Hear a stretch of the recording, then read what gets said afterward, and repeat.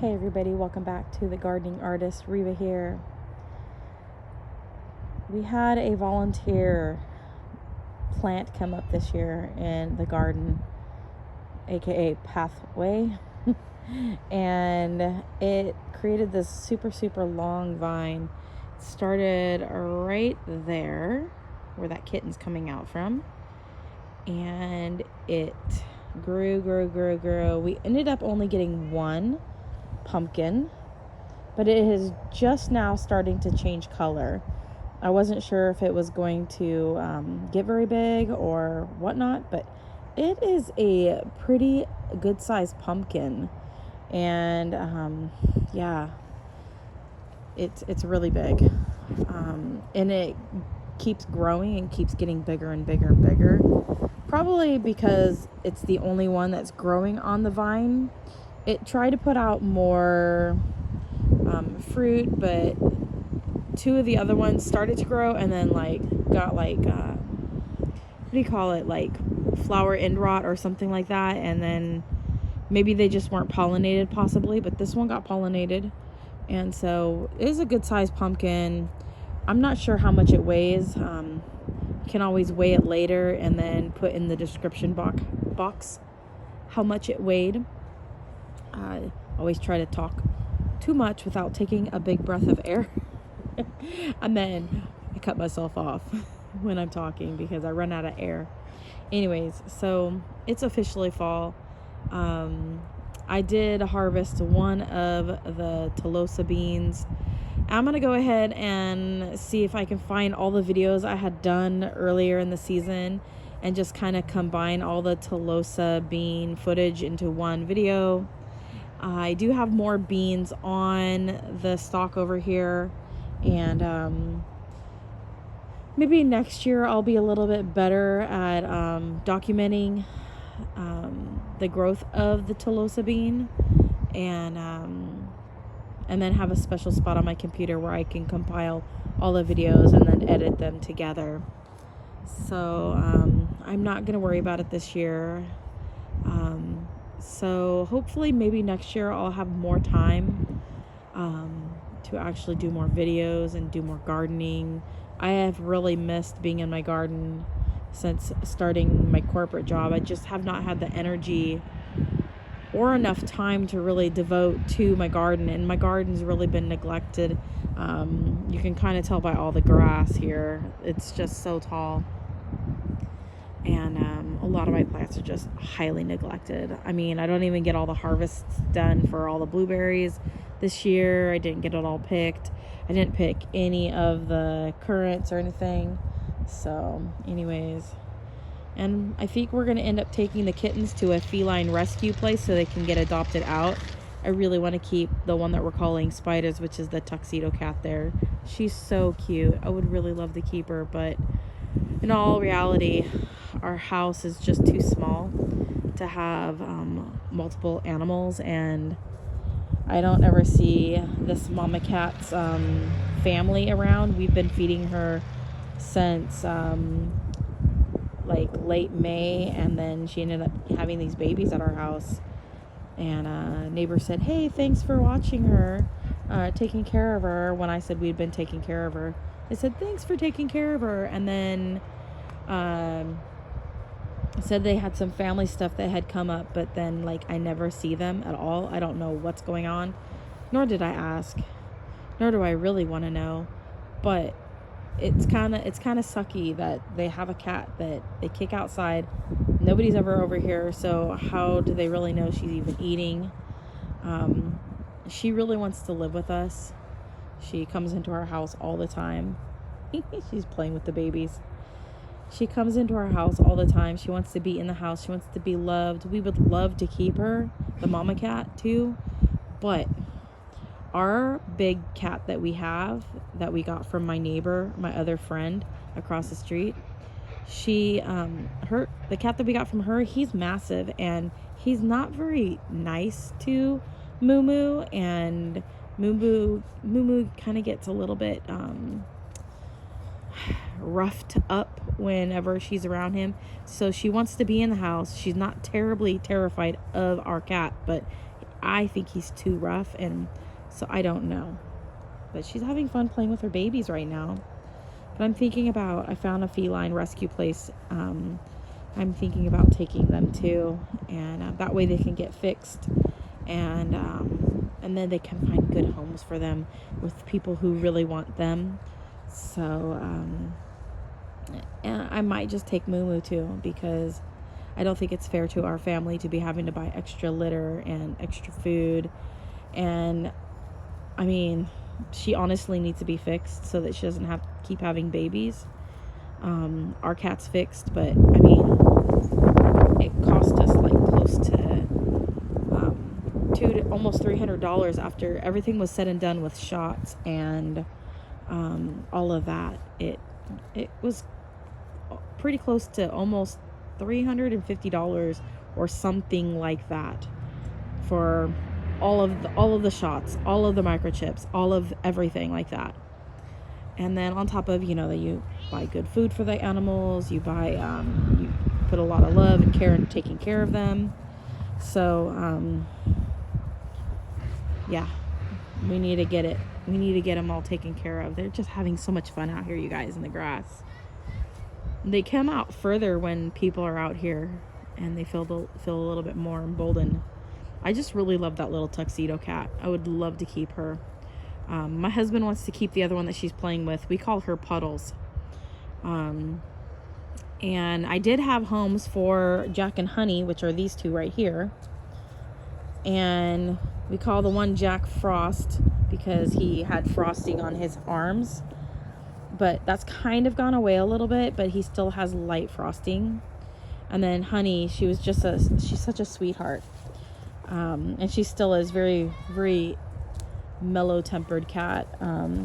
She's having fun playing, but she's very mellow-tempered. But my friend that was going to get them, she just doesn't have the funds to be able to. I mean, if we paid $300, it's going to cost her a lot more to have a male neutered and a female spayed and get all their shots. That's like close to $600. She only said $100 for all of that, and that's out of her price range. So if we paid almost $350 to have our cat have our cat neutered and have all the shots and microchips and everything, then it would have cost her like close to almost $700 to have the other two kittens taken care of. I'm gonna go stand in the shade a little bit. Coming through, guys. I'm just I almost stepped on one. He darted right into my pathway. I wanted to come over here, but Moo just loves attention. She loves being loved, and I'd love to be able to be in a place where we could keep them. All of them. It would be awesome. They would be outside cats, but right now they're outside only because we just don't have the room. Our house is too small that we are renting. Also, we are only allowed by our landlords to have 2 animals. I know in the city ordinances, which we're on a county road, so I don't know what the limits are for animals, but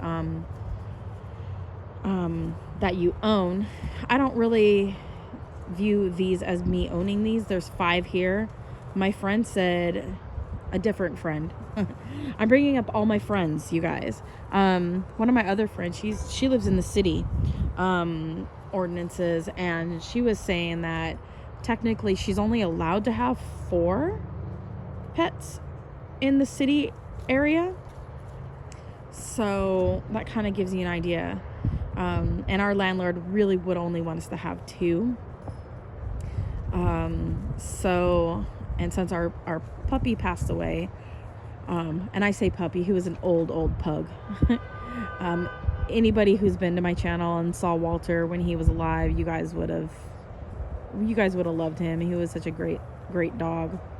But yeah, anyways, it's gonna be figuring out what we're going to be doing with these guys very soon, probably within the next couple weeks.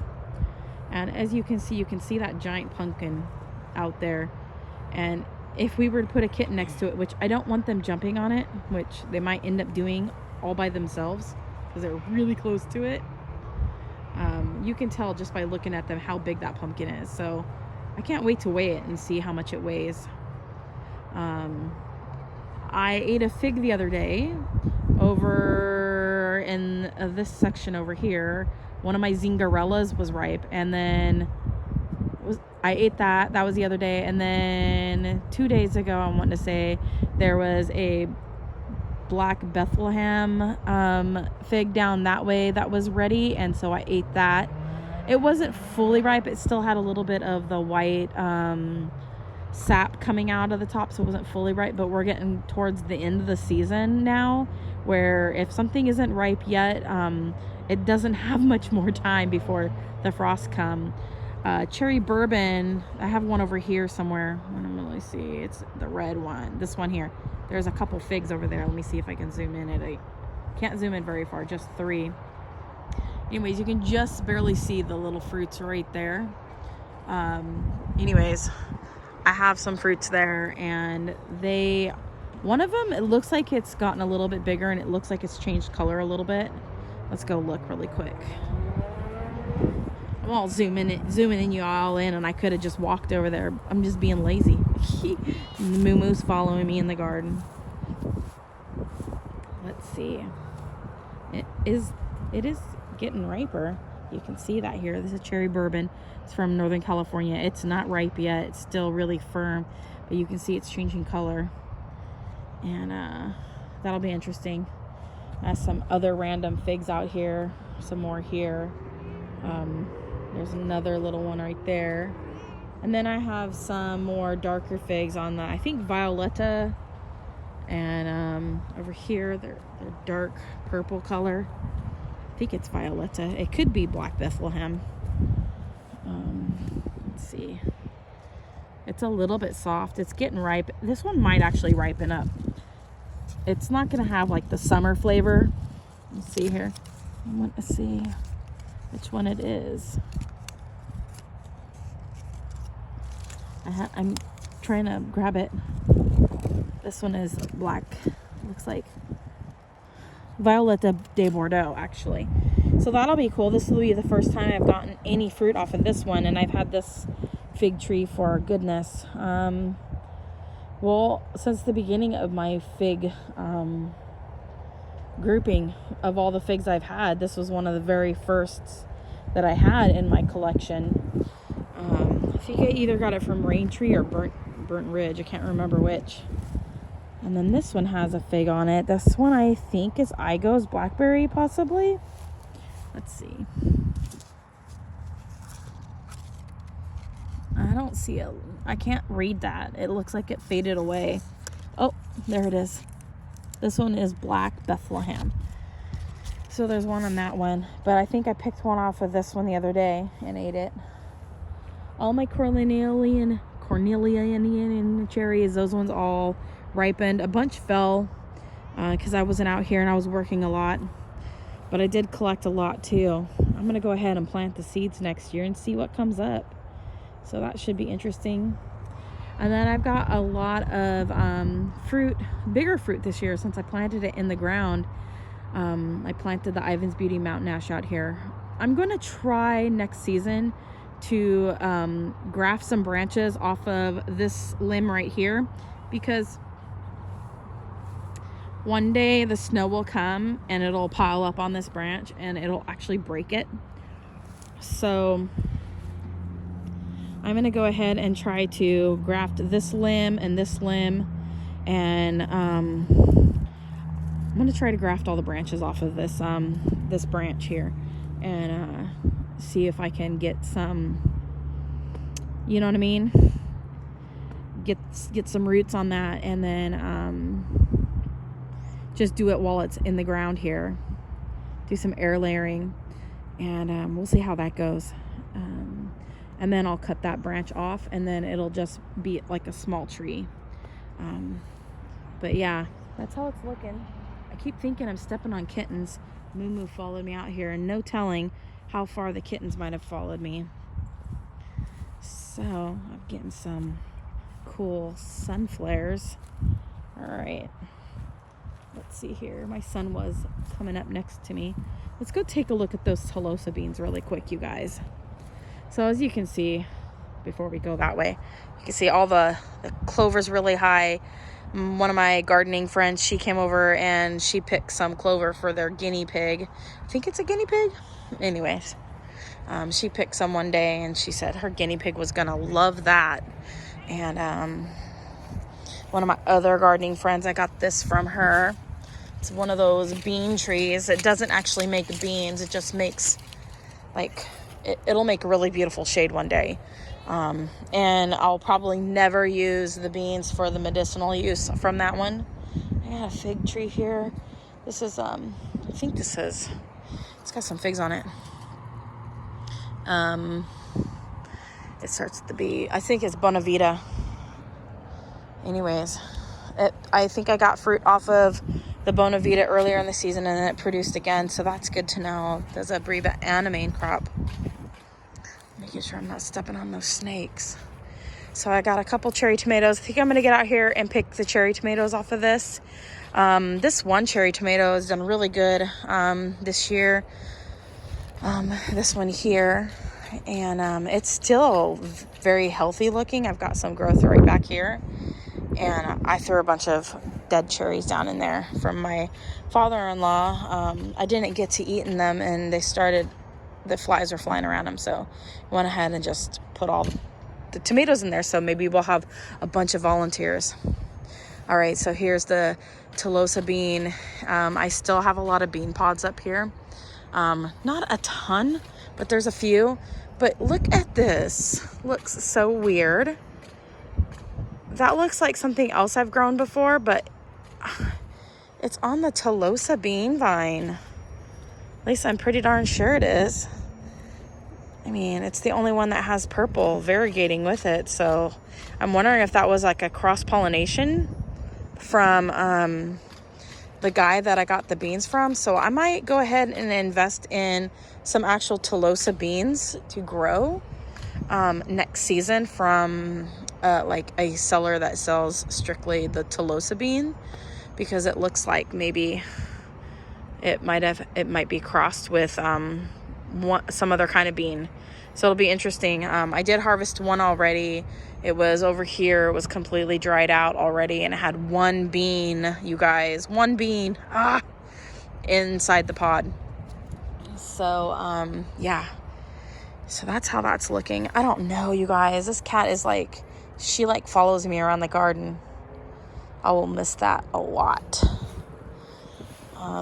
Let's see, not a lot going on here. And I'm looking at my tomatoes. This one is pretty much done. I've got like one tomato right there, but it looks bad. Let me look. It looks like death. And then down in here, I have some tomatoes that didn't really do anything. I'm going to try to pull those little tomato plants up that are down there and then bring them in for the winter and see if I can overwinter them, because they are the tomatoes that M.I. Gardener seeds from the one special tomato that he grew a few years ago. And I still have small little plants. So I'm going to try to grow those next year. And since I already have plants, I'm going to try to bring them inside and see if I can keep them alive through the winter. So I'm going to rinse everything off and make sure I have some really nice sterile soil, and see about growing them and using my grow lights if I have to. Anyways, let's see what else is going on over here. I've got some Thai peppers right here, which I should harvest. My one Szechuan pepper tree or plant actually produced a bunch of peppers. I think some of the seeds fell down in here. Here's the mill that goes with the Szechuan pepper. I bit into one, and yes, it does numb your lips, but it has a beautiful flavor and smell. So I look forward to being able to use it in a dish. So I'm going to be looking up some recipes to use the spice, because you guys, I think it's quite interesting that I've had the Szechuan pepper in certain mixes and such, but I'd never had it fresh, the fresh That's where it's at. I'm telling you what. And I did get my plants from One Green World. Over here, I've got sweet potatoes growing in here. Not saying that there is much going on with the sweet potatoes. I don't really think I probably have anything. I pulled one up like a month ago and there was like nothing underneath of it. This here is a volunteer tomato plant that came up in my pot. It says backyard cherry, so I think I had cherry trees in this pot at one point, maybe trying to root or that were rooted. Anyways, so I do need to check the water on some of these plants, but we have been getting rain, so I'm not too concerned about it all. But anyways, you guys, I'm gonna go ahead and sign off of here. Love what you grow what you love. Thanks for watching. Comment, like, subscribe, click all the bell buttons, all the good stuff, and have a great day, night, morning, whatever, and God bless. Bye.